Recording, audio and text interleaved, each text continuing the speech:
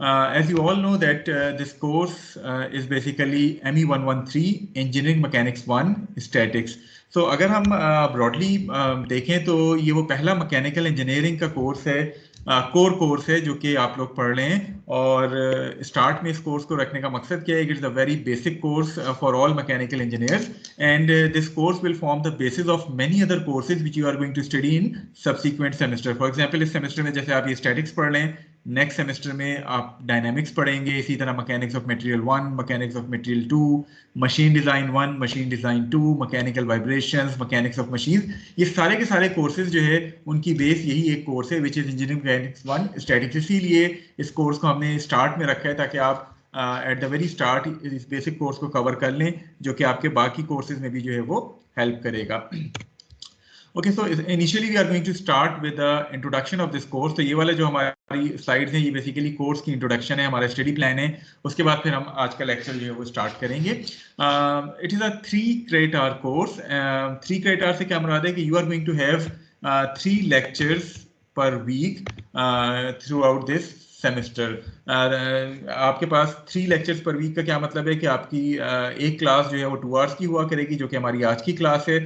हर Tuesday को ये 8:45 से लेके 10:30 पे होगी, and 1 hour class is going to be scheduled on Wednesday. As far as my introduction is concerned, my name is Rehan Ahmed Khan and I am serving in this department as associate HOD। May be आप लोगों से मेरा interaction किसी ना किसी form में पिछले semester में रहा है। The contact details are shown to you here. This is my office number. इसके अलावा अगर आपको सेल नंबर की भी ज़रूरत है तो वो आपके CR के पास मेरा सेल नंबर मौजूद है। You can always take that number from your CR, और अगर कोई इमरजेंसी हो तो you can always contact me. इसके अलावा ईमेल मैंने अपना यहाँ मेंशन कर दी है। अगर आपको इवेल्युएशंस के हवाले से किसी टॉपिक के हवाले से कोई क्यूरी है तो you can always email me, और मैं आपको फिर ईमेल पे जो है वो रिस्पॉन्ड कर दूंगा। A little introduction of myself. I have joined this department in 2002, so almost 19 years मुझे हो गए इस डिपार्टमेंट में सर्व करते हुए, teaching various courses of mechanical engineering. पिछले कुछ सालों से मैं स्टैटिक्स और डायनामिक्स जो है सेकंड और थर्ड सेमेस्टर में जो आप पढ़ते हैं उसके वो पढ़ा रहा हूँ। तो इंशाल्लाह इस सेमेस्टर में जैसे स्टैटिक्स आपको पढ़ा रहा हूँ, मोस्ट लाइकली नेक्स्ट सेमेस्टर में आपको, जो कि आपका थर्ड सेमेस्टर होगा फॉल 2021, उसमें इंशाल्लाह इसी कोर्स का जो नेक्स्ट कोर्स है डायनामिक्स, वो आपको जो है वो मैं पढ़ाऊंगा।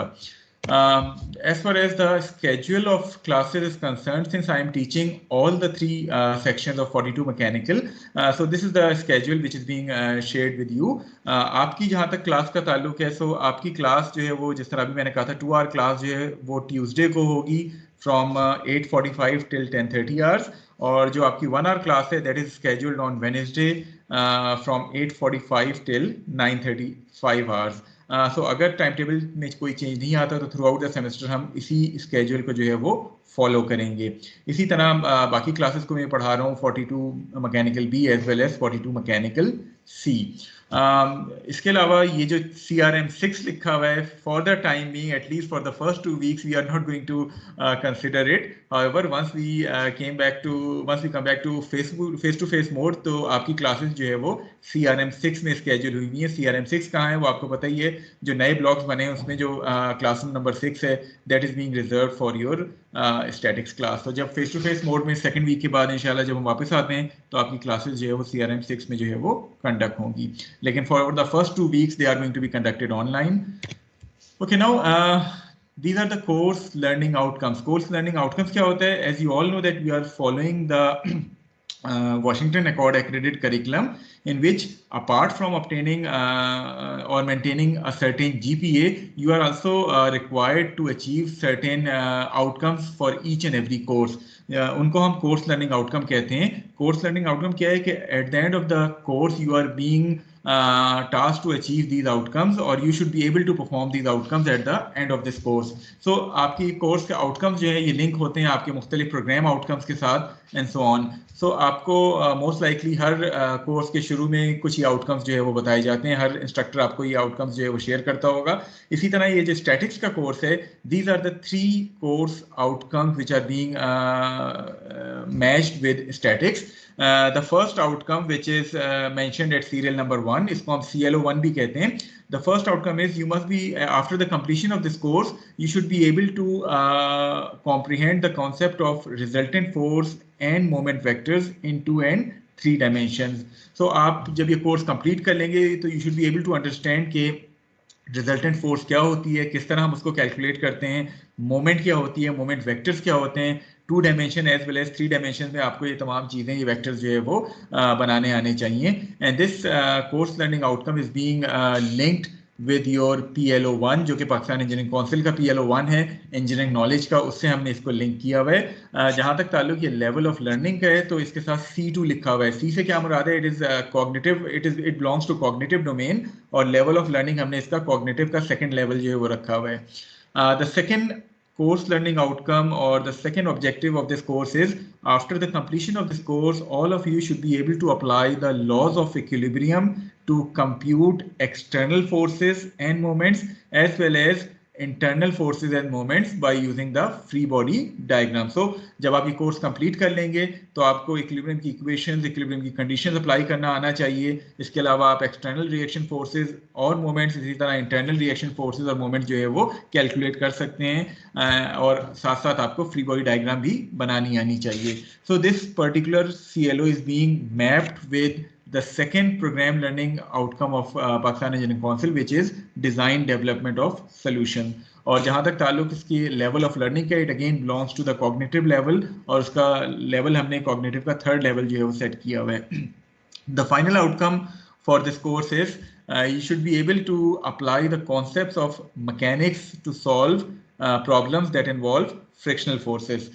सो फ्रिक्शन के हवाले से हम थोड़े से टॉपिक्स कवर करेंगे और आपको फिर आइडिया होगा कि किस तरह आपने फ्रिक्शन को अपने प्रॉब्लम्स में जो है वो मॉडल करना है. Again it is linked with the second PLO which is again design development of solutions, और कॉग्निटिव लेवल 3 हमने इसको जो है वो मैप किया हुआ. So these are the 3 outcomes और objectives which you should be able to attain by the end of this course.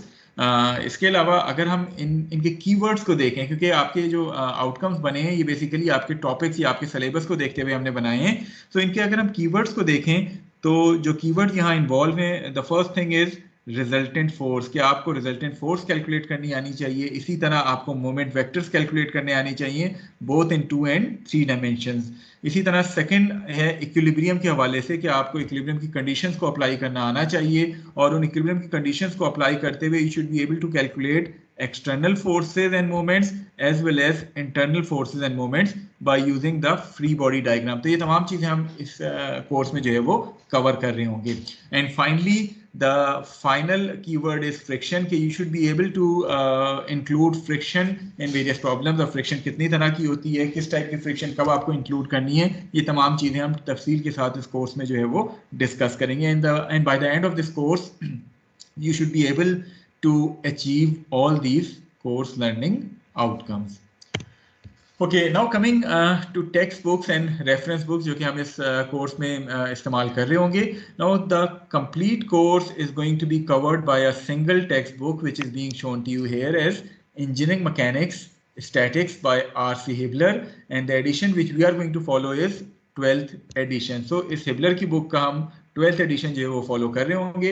अगर आप चाहें तो इस बुक की कुछ कॉपीज़ लाइब्रेरी में भी अवेलेबल हैं, hard copies, you can issue those books.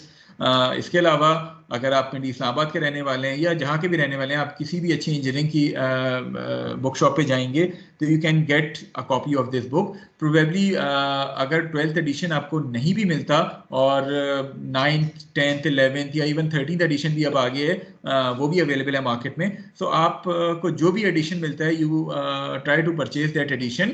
उसकी वजह क्या है कि as far as the theory is concern almost it is same in all these editions.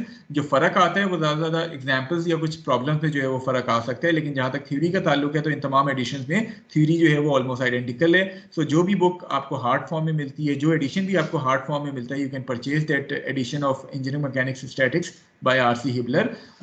इसके अलावा आपके CR के साथ में इस बुक की सॉफ्ट कॉपी भी शेयर कर दूंगा, बल्कि सीआर के बजाय आपकी इसी जो चैनल की इंजीनियरिंग स्टैटिक्स का जो MS टीम्स का चैनल है, इसके टॉप पे जो फाइल्स अपलोड करने के, मैं वहां भी इस बुक को अपलोड कर दूंगा ताकि आप वहां से इसको डाउनलोड कर सकें। तो सॉफ्ट कॉपी आपको अवेलेबल होगी इस 12th एडिशन की।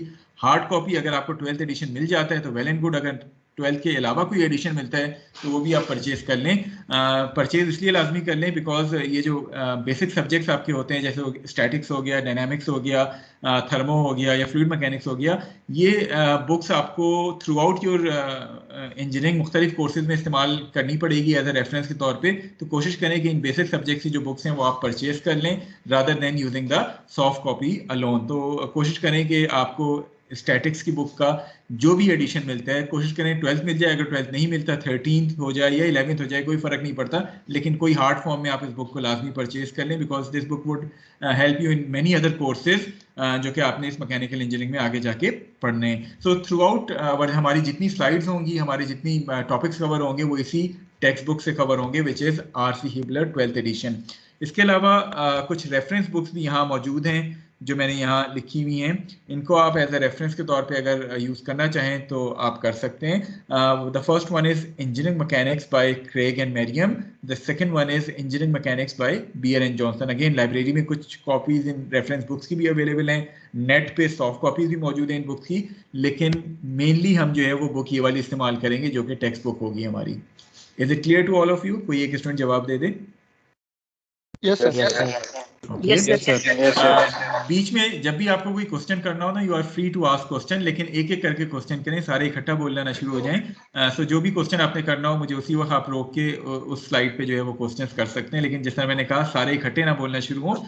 एक वक्त में एक स्टूडेंट अपना माइक अनम्यूट करके जो है वो कोई क्वेश्चन कर सकता है। इसके अलावा जब मैं आपसे कुछ पूछूं तो सारे स्टूडेंट्स के जवाब देने के बजाय या सीआर जवाब दे दे या कोई एक वॉलंटियर स्टूडेंट जो है वो जवाब दे सकता है, ताकि जो है वो मुझे अंदाजा होता रहे कि मेरी आवाज आप तक पहुंच रही है। Okay, now coming to the grading. अस्सलाम वालेकुम सर। जी पूछें। Sir, actually, which book we will use throughout our course? Because in last semester we have seen that we were unable to मतलब हम स्टडी जो है पर्टिकुलर एक book से नहीं कर पा रहे थे ना, तो इन 3 बुक्स में हम कौन सी बुक यूज करें कि जिस तरह शायद आपने मेरी बात कंप्लीटली सुनी नहीं है। हमारा 100% कोर्स जो है that is going to be covered from this text book which is RC Hibbeler 12th edition. 100% course हम इसी टेक्स्ट बुक से कवर कर रहे होंगे। बाकी जो रेफरेंस बुक लिखी है, अगर किसी के पास बहुत ज्यादा एक्स्ट्रा टाइम है तो वो इन रेफरेंस बुक्स पे जा सकता है, लेकिन हमारी जितनी स्लाइड्स होंगी, जितने टॉपिक्स होंगे, जितने न्यूमेरिकल्स होंगे, वो सारे के सारे इस टेक्स्ट बुक से जो है वो कवर होंगे। ठीक है, okay sir, thank you so much. Okay, now coming to this grading policy जो कि हम इस कोर्स में फॉलो करेंगे। Again it is a tentative grading policy, depending के hopefully by the end of second week ये ऑनलाइन से हम फेस टू फेस मोड पे जो है वो शिफ्ट हो जाएंगे। तो अगर हम फेस टू फेस मोड पे शिफ्ट होते हैं तो we are going to follow this grading policy कि आपके इस सेमेस्टर में throughout the semester quizzes होंगे। उनकी तादाद मैंने रफली यहाँ मेंशन कर दी है कि 6 क्विजेस तो मिनिमम होंगे ही होंगे, लेकिन मेरी कोशिश होती है कि मैं 8 या 9 क्विजेस जो है वो आपके थ्रू आउट दिस सेमेस्टर जो है वो लूँ, और ओवरऑल वेटेज इन क्विजेस की वो 15% होगी। So the quizzes are going to be of 15% weightage. कोशिश यही होगी कि मैं 9 क्विजेस लेता हूं और उसमें से बेस्ट 7 हर स्टूडेंट के जो है वो काउंट कर लेता हूं, ताकि अगर किसी वजह से किसी स्टूडेंट का कोई क्विज खराब भी हो गया है तो एटलीस्ट 2 क्विजेस की रिलैक्सेशन हर स्टूडेंट को मिल जाती है। तो मेरी कोशिश होगी कि मैं 9 क्विजेस लूं और बेस्ट 7 क्विजेस जो है वो आपकी इवैल्यूएशन की तरफ जो है वो काउंट हो जाएंगे। सेकेंडली इस कोर्स में आपको कुछ असाइनमेंट्स मिलेंगी।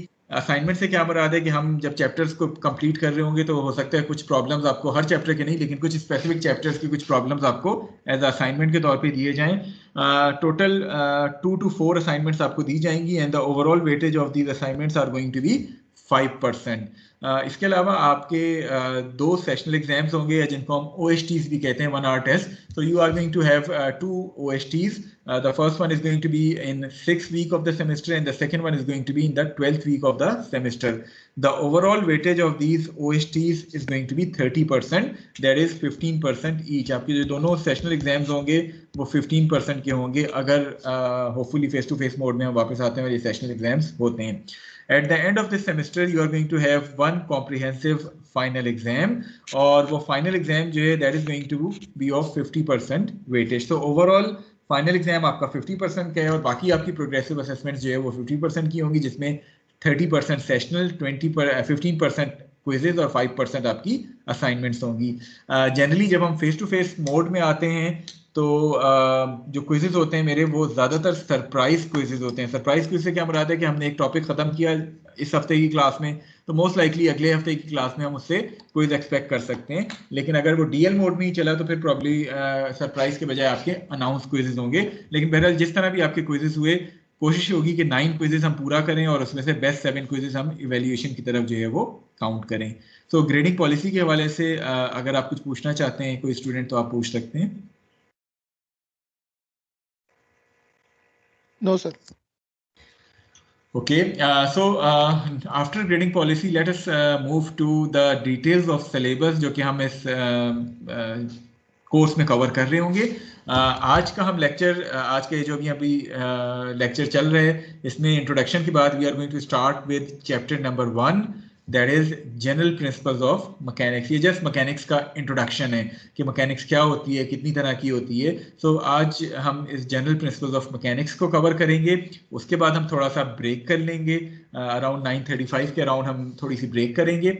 और ब्रेक के बाद we are going to start our first major topic which is chapter number 2 जो कि फोर्स वेक्टर्स का है. Then probably in subsequent weeks we are going to cover chapter number 3 which is equilibrium of a particle, and chapter number 4 force system resultants, equilibrium of a rigid body, structural analysis, internal forces, and finally at the end of this course we are going to cover friction as well. So these are the 8 chapters which we are going to cover from that statics books. अगर आप market जाते हैं तो generally आपको market में statics की books अलग भी मिल जाती है 12th एडिशन, या आपको हो सकता है ये भी हो कि आपको स्टैटिक्स और डायनामिक्स की कंबाइन हिबलर की बुक मिल जाए तो 12th एडिशन. अगर ऐसा कुछ है तो आप वो कंबाइन वाली बुक जो है वो परचेज कर लें, जो कि आपको डायनामिक्स के कोर्स में भी हेल्प करेगी. उस बुक के पहले 8 चैप्टर्स जो है वो स्टैटिक्स के हैं और बाकी चैप्टर्स जो है वो डायनामिक्स के कोर्स में जो है वो कवर किए जाएंगे. सो अगर आपको एक कंबाइन वॉल्यूम 1 और 2 मिलती है स्टैटिक्स एंड डायनामिक्स तो आप वो भी परचेज कर सकते हैं. इस तरह दोनों कोर्सेज आपके जो है वो कवर हो जाएंगे. जहाँ तक ताल्लुक इस कोर्स की सीक्वेंसिंग का है तो प्रोबेबली फर्स्ट सेशनल एग्जाम में अगर तो फेस टू फेस मोड में आते हैं और 6 वीक में आपका फर्स्ट ओएसटी होता है तो उसमें probably force vector, equilibrium of a particle और किसी हद तक हम फोर्स सिस्टम रिजल्टेंट्स को जो है वो कवर करेंगे. For the second sessional force system resultant के बाकी टॉपिक्स और इसके अलावा फोर्स सिस्टम रिजल्टेंट के बाकी टॉपिक्स और हम स्ट्रक्चरल एनालिसिस की तरह तक हम सेकंड सेशनल में कवर करते हैं. और after the second sessional and before the final exam हमारे जो आखिरी 2 टॉपिक्स हैं इंटरनल फोर्सेस और फ्रिक्शन, इनको हम कवर करते हैं. तो इन 3 पोर्शन में हम अपने कोर्स को डिवाइड करते हैं. होपफुली अगर हम फेस टू फेस मोड में वापस आते हैं तो हम इसी सीक्वेंस को जो है वो फॉलो करेंगे. सो कोई क्वेश्चन जो आपका सिलेबस के हवाले से आप पूछना चाहें? These are basically chapter names और हर चैप्टर में जो टॉपिक्स शामिल होंगे वो आपको जब हम चैप्टर स्टार्ट करेंगे तो वो टॉपिक्स आपको पहली स्लाइड में नजर आ जाएंगे कि किस चैप्टर की कौन कौन से टॉपिक्स हमने जो है वो उसमें इंक्लूड करने हैं. जी, any question which you want to ask?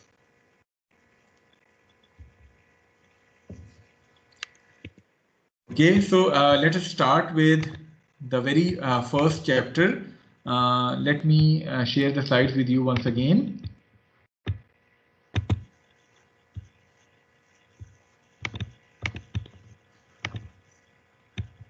Ji, chapter number 1 की स्लाइड्स विजिबल हैं तमाम लोगों को? Yes sir. Yes, sir. Okay, so जिस तरह मैंने अभी कहा था टॉपिक्स जब हम डिस्कस कर रहे थे कि we are going to have an introduction of mechanics in chapter number 1. अभी 9:10 में, सो नेक्स्ट 20-25 मिनट्स में हम थोड़ा सा इंट्रोडक्शन देखेंगे मैकेनिक्स का and then we are going to take a little break और उसके बाद फिर हम अपना मैकेनिक्स का कोर्स फॉर्मली स्टार्ट करेंगे from chapter number 2. Okay, starting with chapter number 1, this is again being covered from the same book जो कि हमने टेक्स्ट बुक के तौर पे डिफाइन की है, engineering mechanics statics by R.C. Hibbeler 12th edition. इसके अलावा मैं ये भी करता हूँ आपके साथ, चूंकि मेरा पहला इंट्रोडक्शन है कोर्स के हवाले से, ये जितनी स्लाइड्स हैं ये एक तो रिकॉर्डिंग्स आपको इसी चैनल की फाइल्स में मिल जाएंगी. इसके अलावा ये जो जितनी भी पावर पॉइंट की स्लाइड्स हैं ये भी मैं साथ साथ आपकी उसी फाइल्स के सेक्शन में अपलोड करता रहूँगा, तो आपको ये तमाम स्लाइड्स जो है हर चैप्टर की वो आपको, या हर वीक की स्लाइड्स जो है वो उस पर्टिकुलर फाइल्स के सेक्शन में जो इस चैनल का बना हुआ है उसमें आपको जो है वो मिल जाएंगी। ओके, सो चैप्टर नंबर 1 में जो हम इंट्रोडक्शन कवर करेंगे उसमें ये टॉपिक्स हैं जो कि हम ब्रीफली कवर कर रहे होंगे। सबसे पहले मैकेनिक्स क्या होती है, रिजिड बॉडी मैकेनिक्स क्या होती है, कुछ फंडामेंटल कॉन्सेप्ट्स हैं जिसमें बेसिक क्वांटिटीज आ जाती है, आइडियलाइजेशन हम कुछ इस्तेमाल करते हैं इस कोर्स में, और न्यूटन्स के लॉ को थोड़ा सा हम रिवाइज कर लेंगे, and finally the units of measurement जो है, इन टॉपिक्स को हम अभी अगले नेक्स्ट 20-25 मिनट्स में कवर कर रहे होंगे। Okay, starting with mechanics. Mechanics is basically a branch of science that is concerned with the state of rest or motion of bodies that are subjected to the action of forces. So mechanics में आप उन तमाम systems को cover करते हैं जो कि either rest पे होते हैं या motion में होते हैं under the action of various forces, जिसकी वजह से वो motion कर रहे होते हैं. So this mechanics is basically divided into rather three branches.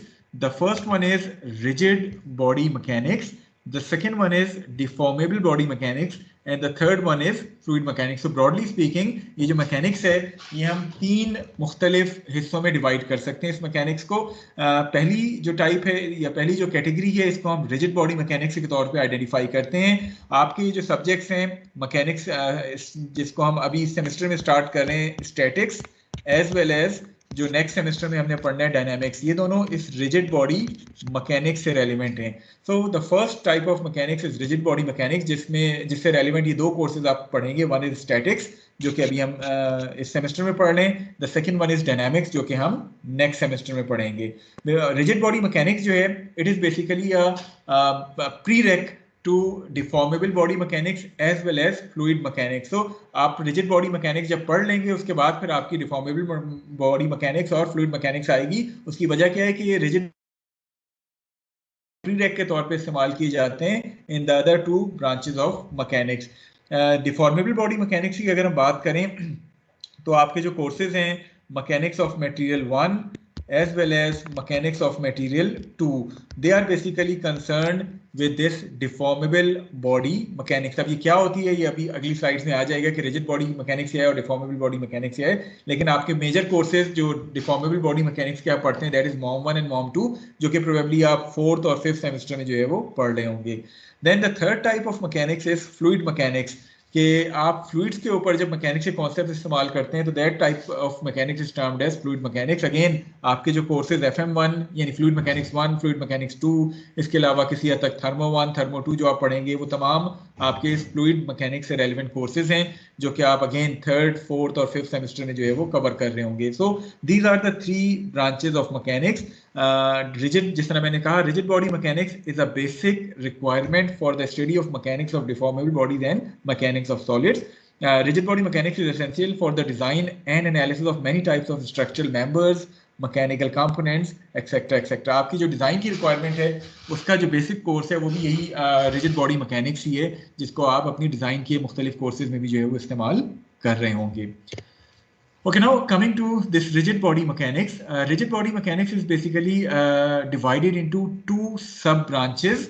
The first one is statics, which deals with the equilibrium of bodies. So ये जो statics का course है, throughout that course we are going to discuss the equilibrium of a system, whether it is a rigid body or a particle, but we are going to strictly restrict our discussion towards the equilibrium conditions. हम statics में उन तमाम systems को deal करते हैं जो कि equilibrium में होते हैं. इक्विलिब्रियम से क्या मुराद है कि दो system would be either at rest और they are going to move with common velocity. So equilibrium की कंडीशंस क्या है कि if that system is at rest और moving with a constant velocity, then we can say that particular system is being in equilibrium. तो हमारी जितनी statics है या स्टैटिक्स से जितने प्रॉब्लम्स हैं वो तमाम के तमाम डील करते हैं to those systems which are basically in equilibrium. इसके मुकाबले में जो second branch है rigid body की, it is dynamics. Dynamics क्या होता है? Dynamics is basically concerned with the accelerated motion of a system. So जब भी आपके पास कोई system है वो equilibrium में है, आप उस पर statics वाली conditions apply करेंगे. जब भी आपके पास कोई system जो है वो accelerated motion कर रहे हैं तो उसके ऊपर हम dynamics वाली तमाम equations, dynamics वाले तमाम concepts जो है वो apply कर रहे होंगे.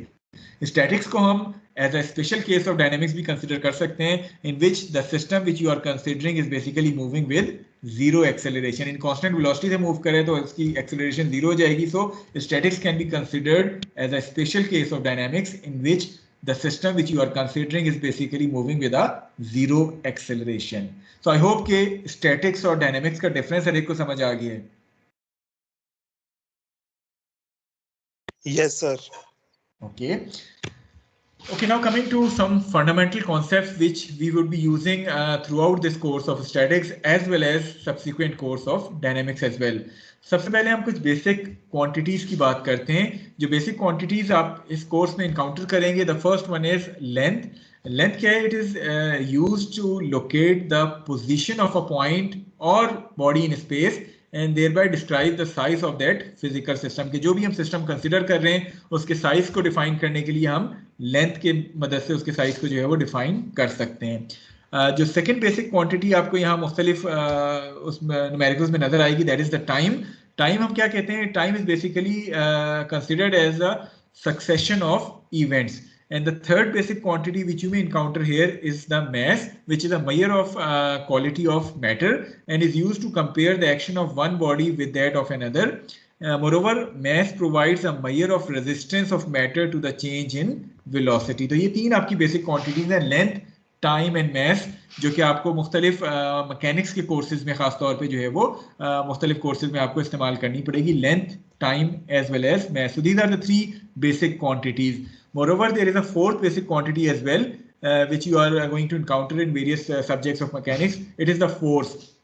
Force क्या होती है? Force is considered as a push or a pull exerted by one body on another. For example, अगर मैं अपने हाथ से दीवार को पुश करता हूँ तो मैं बेसिकली दीवार के ऊपर जो फोर्स लगा रहा हूँ तो वो एक तरह से पुश कर रहे हैं आप दीवार को. तो हम फोर्स को एज अ पुश या पुल के तौर पे कंसिडर करते हैं. पुल की सूरत में होता है कि दीवार में सपोज एक हुक लगा हुआ है और आप उस हुक को अपने हाथ की मदद से पुल करने की कोशिश करें तो आप एक फोर्स लगा रहे होते हैं उस हुक को पुल करने के लिए. सो द पुशिंग और pulling effect is basically considered as the force.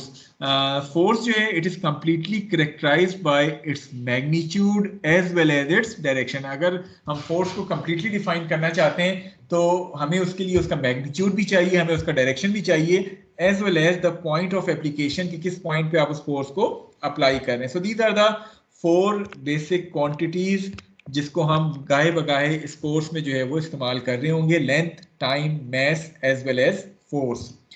इसके अलावा कुछ आइडियलाइजेशंस भी हम इस्तेमाल कर रहे होंगे. Can any one of you please tell me कि हम आइडियलाइजेशन से क्या मुराद होती है? कोई आइडिया है आपको?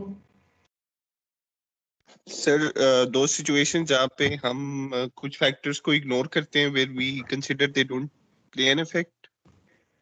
That's correct. हम बेसिकली करते क्या है कि अपनी जो कॉम्प्लेक्स एनालिसिस होती है उसको थोड़ा सा सिंप्लीफाई करने के लिए हम कुछ अजम्पशंस करते हैं, कुछ चीज़ों को आइडियलाइज करते हैं. इसने बता दिया है मुझे. So idealizations हम कहते हैं कि models और idealizations are used in mechanics in order to simplify the application of theory. यानी आपके पास कोई कॉम्प्लेक्स सी चीज है उसको आप मॉडल करना चाह रहे हैं तो कुछ assumptions करेंगे, कुछ आप simplifications करेंगे उसको मॉडल करने के लिए. वो तमाम चीजें आपकी idealizations कहलाती हैं. So the first idealization which we will be using in this course is particle. Particle क्या होते हैं? A particle is being considered as a point mass. That is, it has a size that can be neglected. तो आप अगर किसी भी चीज को एज अ पार्टिकल लेके जब कंसिडर कर रहे हैं तो एक तरह से आप उसके साइज को अपनी एनालिसिस में नहीं ला रहे, रादर आप उसको एज अ पॉइंट. काइंडली अपने माइक बाकी स्टूडेंट्स म्यूट कर दें. सिर्फ जिसने अगर कोई क्वेश्चन करना है तो वो अपने माइक को अनम्यूट कर सकता है, ठीक है? इससे बाकी लोग डिस्टर्ब होते हैं. Okay, when we are considering something as a particle, it means that we are ignoring its size, rather we are considering it as a point mass. For example, the size of Earth is insignificant as compared to the size of the overall universe. So जब हम universe की बात कर रहे हैं तो हम Earth को as a particle लेके उसकी modeling जो है वो कर सकते हैं. पार्टिकल का फायदा क्या होता है या पार्टिकल की आइडियलाइजेशन का फायदा क्या होता है? Most of the principles of mechanics reduce to a rather simplified form since the geometry of the body will not be involved if we are considering it as a particle. तो जब भी आप किसी चीज को एज अ पार्टिकल के तौर पे कंसिडर करते हैं तो फायदा ये होता है कि आप उसकी ज्योमेट्री को जो है वो इग्नोर कर सकते हैं, उसकी ज्योमेट्री इन्वॉल्व नहीं होती और आप सिंपली उसको एज अ पॉइंट मैथ लेके अपनी तमाम के तमाम एनालिसिस जो है वो परफॉर्म कर सकते हैं। तो पहली आइडियलाइजेशन तो ये होगी कि आप किसी भी चीज को पार्टिकल लेके उसको पॉइंट मैथ लेके अपनी चीजों को मॉडल कर सकते हैं। फॉर एग्जाम्पल अगर हम इस हुक की बात करें, आपके पास ये जो हुक ए पे नजर आ रहा है, इसके ऊपर 3 फोर्सेस एक्ट कर रही हैं, which are these 3 forces. So once you are modelling this hook, आप इसको एज अ पार्टिकल लेके जो है वो तीनों फोर्सेस को एक पॉइंट मैथ या इस हुक को एक पॉइंट लेके इसके ऊपर ये तीनों फोर्सेस जो है वो अप्लाई कर सकते हैं। तो जब भी आप किसी चीज को पार्टिकल लेते हैं आप उसको as a point mass consider करते हैं और आप उसकी डायमेंशंस की बात नहीं करते। अदरवाइज ये हुक है, डेफिनेटली इसका कोई ना कोई डायमीटर होगा, कोई साइज होगा, कोई बाकी प्रॉपर्टीज होंगी, लेकिन हम बाकी सबको इग्नोर कर देते हैं और उसको एज अ पॉइंट मैथ लेके मॉडल कर रहे होते हैं अपनी मुख्तलिफ प्रॉब्लम्स में। तो आई होप के पार्टिकल की आइडियलाइजेशन हर एक को समझ आ गई है। Yes sir. ठीक है, यस सर। ओके। जो सेकेंड आइडियलाइजेशन हम इस कोर्स में इस्तेमाल करेंगे वो रिजिड बॉडी की है। Can any one of you may define what a rigid body is? Rigid body की डेफिनेशन क्या होती है, कोई डिफाइन कर सकते हैं? सर वन जिसके दैट इज नॉट पार्टिकल के फ्लेक्सिबल। दरमियान डिस्टेंस चेंज ना हो फोर्स अप्लाई करने से। Okay, that's correct. A rigid body is a body which is incapable of any deformation. It means that once you apply some load on that rigid body, उसके ऊपर किसी किस्म की deformation उस लोड की application के नतीजे में नहीं आएगी। So rigid body can be considered as a combination of a large number of particles in which all the particles remain at a fixed distance from one another. That is, once you apply a load on that rigid body, then that rigid body is incapable of any deformation. क्या हमारे पास कोई 100% rigid body exist करती है? No no sir. No, ideal that's state नहीं हो correct. सकती है sir. इन actual case जब भी आप किसी मटेरियल के ऊपर कोई लोड लगाएंगे तो डेफिनेटली उसमें कोई ना कोई डिफॉर्मेशन आएगी, but since the actual deformation occurring in those materials are very small as compare to the overall size of that rigid body, so हमारी आइडियलाइजेशन जो है रिजिड बॉडी की ये करेक्ट हो जाती है, because the deformation are so small कि हम उनको निग्लेक्ट कर सकते हैं। खासतौर पे इन ये जो आपकी रिजिड बॉडी मैकेनिक्स वाली जो ब्रांच है जिसमें स्टैटिक्स और डायनेमिक्स आता है, इसमें हम तमाम बॉडीज को as a rigid body consider करके उनको मॉडल करेंगे। हाँ, जब हम मैकेनिक्स ऑफ मटेरियल 1 या मैकेनिक्स ऑफ मटेरियल 2 के कोर्स पे जाएंगे जिसमें हमने स्ट्रेसेस और स्ट्रेन्स वगैरह निकालने होंगे, वो आपकी डिफॉर्मेबल बॉडी मैकेनिक्स आ जाएगी। वहां फिर आपकी रिजिड बॉडी की अजम्पशन नहीं होगी, आप एक्चुअल डिफॉर्मेशन जो है बेशक वो छोटी हो उनको आप कंसिडर कर रहे होंगे। सो इस कोर्स में जो कि स्टैटिक्स और डायनेमिक्स का कोर्स है, रिजिड बॉडी मैकेनिक्स का कोर्स है, इसमें हम एक आइडियलाइजेशन क्या यूज करेंगे कि तमाम बॉडीज जो हम कंसिडर कर रहे हैं they are incapable of any deformation. In other words the deformations are so small that there can be neglected. So एक ये आइडियलाइजेशन हम अपनी मुख्तलिफ एनालिसिस में इस्तेमाल कर रहे होंगे जो कि रिजिड बॉडी के तौर पे हम उन बॉडीज को कंसिडर कर रहे होंगे। I hope that this thing is clear to all of you. Yes sir. Okay, Yes, the sir. third type of idealization which we would be using is concentrated force. Can any one of you define what is a concentrated force? Sir जहाँ पे सारी forces concentrate करें एक point पे। Sir concentrated force होती है जो एक स्मॉल पॉइंट पे एक्ट कर रही हो।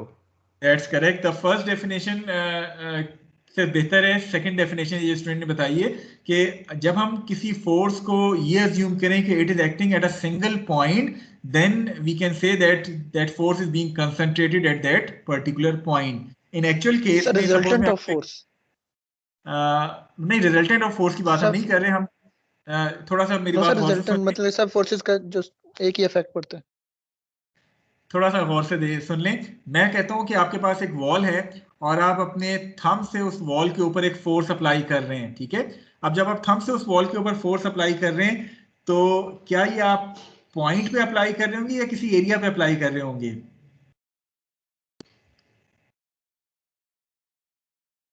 पॉइंट पे सर पॉइंट पे। दोबारा सोच लें, पॉइंट पे अप्लाई कर रहे होंगे कि एरिया पे अप्लाई कर रहे होंगे? एरिया भी। एरिया पे अप्लाई कर रहे होंगे, क्योंकि आप जब थंब दीवार से टच करते हैं तो आपके थंब का कोई स्पेसिफिक एरिया उस दीवार के साथ इन कांटेक्ट में आ रहा होता है। तो ऑल्दो आप एरिया पे उसको अप्लाई कर रहे हैं, लेकिन ओवरऑल एरिया के मुकाबले में थंब का जो ओवरऑल एरिया या वॉल का ओवरऑल एरिया के मुकाबले में जिस पॉइंट पे आप फोर्स लगा रहे हैं वो बहुत छोटा एरिया है।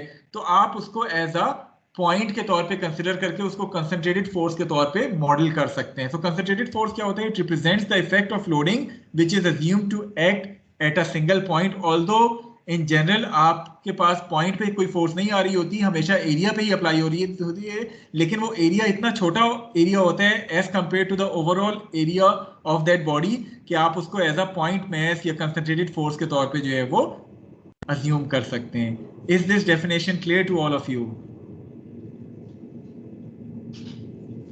Yes, sir. Yes, sir. Yes, Yes, sir. ठीक है, तो ये तीन तरह की आइडियलाइजेशंस हम अपनी इस रिजिड बॉडी मैकेनिक्स में इस्तेमाल कर रहे होंगे। द फर्स्ट वन इज कुछ चीज़ों को हम एज अ पार्टिकल लेके मॉडल कर रहे होंगे जब हम उनको एज अ पॉइंट मैस कहते हैं। कुछ चीज़ों को हम रिजिड बॉडी लेके मॉडल कर रहे होंगे, और फोर्सेस को हम तमाम फोर्सेस को कंसंट्रेटेड फोर्स के तौर पे कंसिडर कर रहे होंगे कि वो एक पॉइंट पे अप्लाई हो रही हैं। तो ये तीन आइडियलाइजेशन हम वक्तन फवक्तन इस कोर्स में जो है वो इस्तेमाल कर रहे होंगे। Okay, very quickly Newton's law, कोई स्टूडेंट तेजी से इन लॉस को बता सकते हैं? फिजिक्स में आपने पढ़े हुए?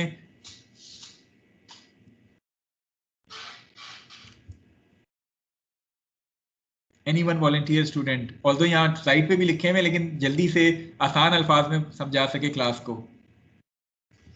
Sir, first law is that the particle at rest remains at rest until or unless the force is applied on it. Unbalanced Okay. force is applied on it. Unbalanced force. Okay, second law. So second Sir, law is force basically applied on related a to the body. acceleration, force and acceleration. When a force is applied on a body, the acceleration will be produced. ठीक है, और what about the third law?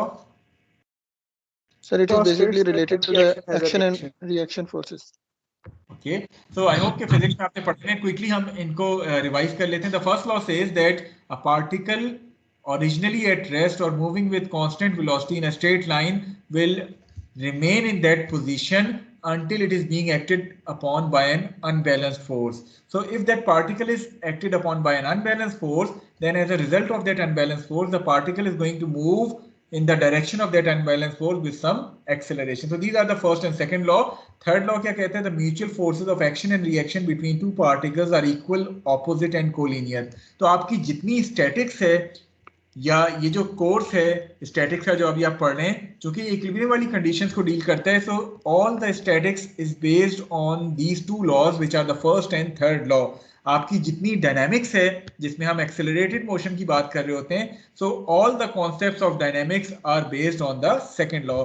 तो आपके statics first और third law पे base कर रही होती है, और जितनी डायनामिक्स है that is going to be based on the second law of Newton, which says कि जब भी आपके पास कोई अनबैलेंस फोर्स किसी चीज पे एक्ट करेगी, किसी सिस्टम पे एक्ट करेगी, तो उस अनबैलेंस फोर्स के नतीजे में the system is going to move with an accelerated motion in the direction of that unbalance force.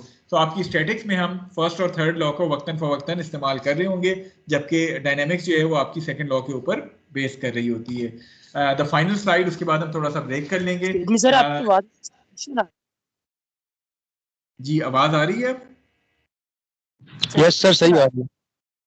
Actually वो कभी नेट का कनेक्शन हो सकता है, आपकी तरफ नेट का कनेक्शन खराब हो, तो इसीलिए मैं ये चीज़ें रिकॉर्ड भी कर रहा हूँ। और अगर आपका कोई चीज़ मिस हो भी जाती है नेट के कनेक्शन की वजह से, तो kindly eight the end of the course या जब भी आपको टाइम मिले आप इस रिकॉर्डिंग को दोबारा जो है वो सुन सकते हैं। वो रिकॉर्डिंग इसी चैनल के फाइल्स वाले पोर्शन में जो है वो मौजूद होगी।